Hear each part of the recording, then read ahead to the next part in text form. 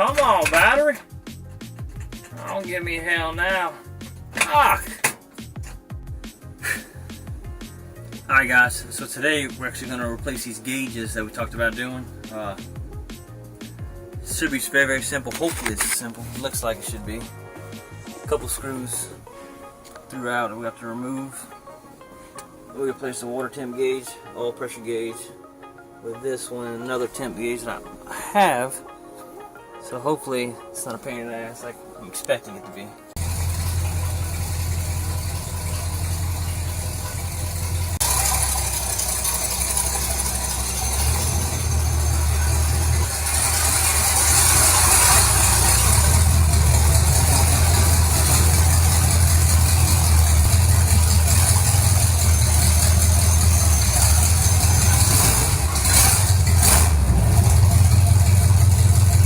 Today we're actually going to replace that water temp gauge and we're actually put that oil pressure gauge into the dash the correct way. Equus makes these gauges. They're pretty cheap gauges. They're all mechanical. That's what they are. About $20 a piece to replace them. We'll see how well they last and hold up. I mean, I've heard good and I've heard bad about them, but hopefully we get more good out of them. Alright guys, so simple here. We're going to pull this gauge out right here. We're going to put it in this spot here. The same thing with this gauge here. We're going to pull this gauge out completely. And we're going to use that new gauge to put in there. We're probably going to pull this tack off too. Just get rid of it. Maybe leave some of this stuff on here, but get most of this crap off.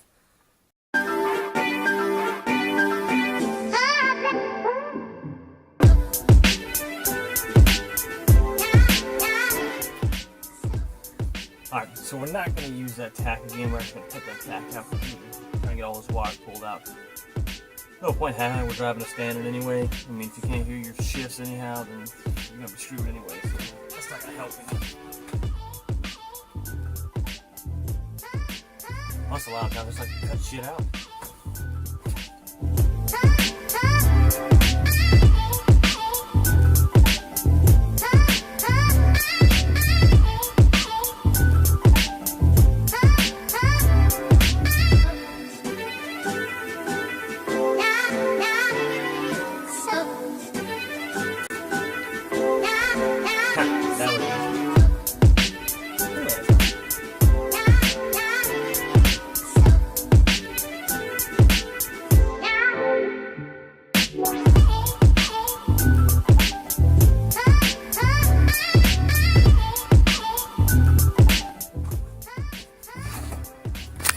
Alright, well that was easy enough. We definitely we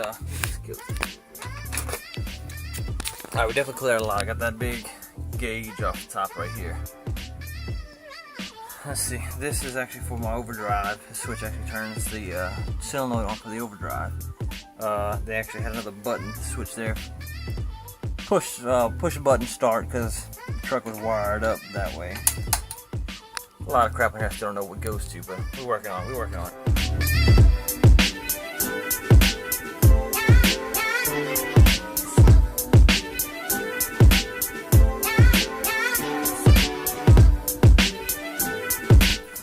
Alright, so what we did was, instead of trying to pull the whole dash off, from what I read online, you actually have to pull some bolts off the back of these. Is a pain. Pull the steering column, it's got to come down.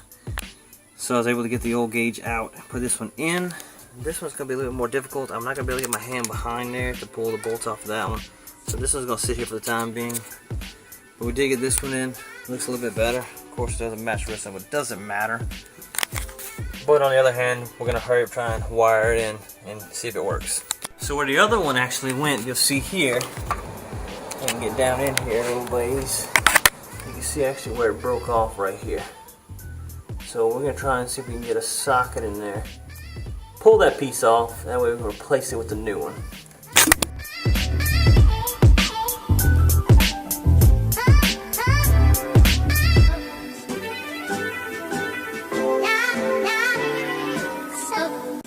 So what we'll do is we'll actually use this as where the that's actually where the heater core line is tied into the heater core. So I'll remove those because I mean it's no point having a heater in Louisiana. So we're actually just going to reuse that plug there. We'll use that plug and tie our new plug into there.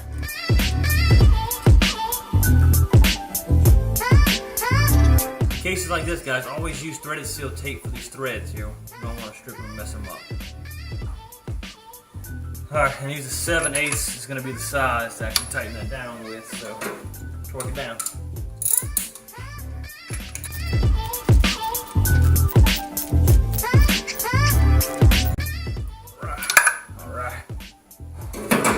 Alright, so lastly now we need to run our line through our firewall somewhere so we can find one of these holes in our firewall to get that line to run here. We'll tie it all in. We'll be done with that, guys.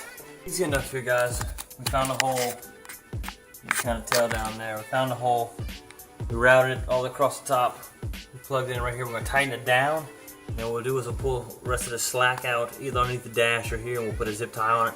We'll probably put a zip tie on this too so it doesn't move at all. Definitely don't want it to move. You don't want it to get hot. You don't want to burn it off either. So that'll be the final.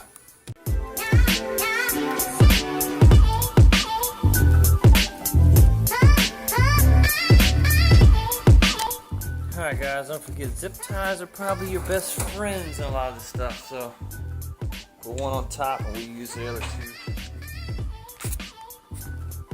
Definitely put one on top and then we'll put the other two under the dash and tie that thing up so it doesn't move at all. As you can see, the gauge, the line comes down, he's in there, so we'll just bundle it up and get it out of the way.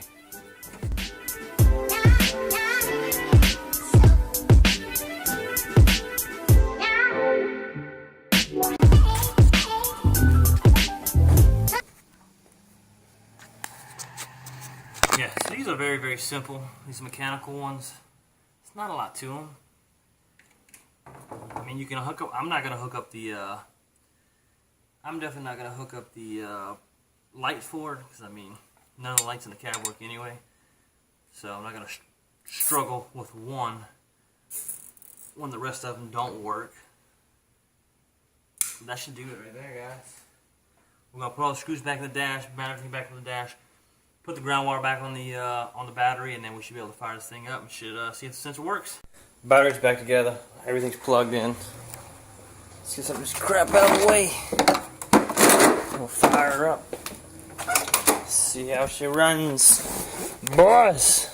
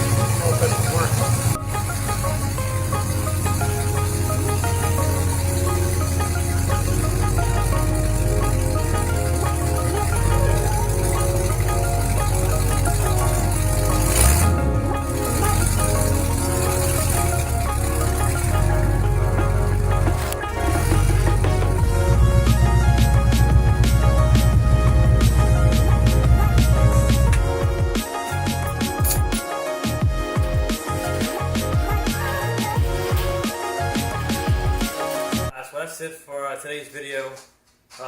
We changed the thermostat out. We couldn't really get to the other gauge on there, that oil pressure gauge. I didn't realize how big of a pain in the ass the dash is to get off. So for the meantime, we're just gonna have that oil pressure gauge on the bottom. It's not a big deal. So later on down the line, we'll change out all the gauges. But right now, it's just we just want to make sure it runs, drives, heats up, everything else. You know, we'll make sure everything's running fine before we get too far into it. So yeah, guys, if you like this video, hit the like button, man. Subscribe if you want to subscribe, guys. A big thanks to all y'all. And take care, guys.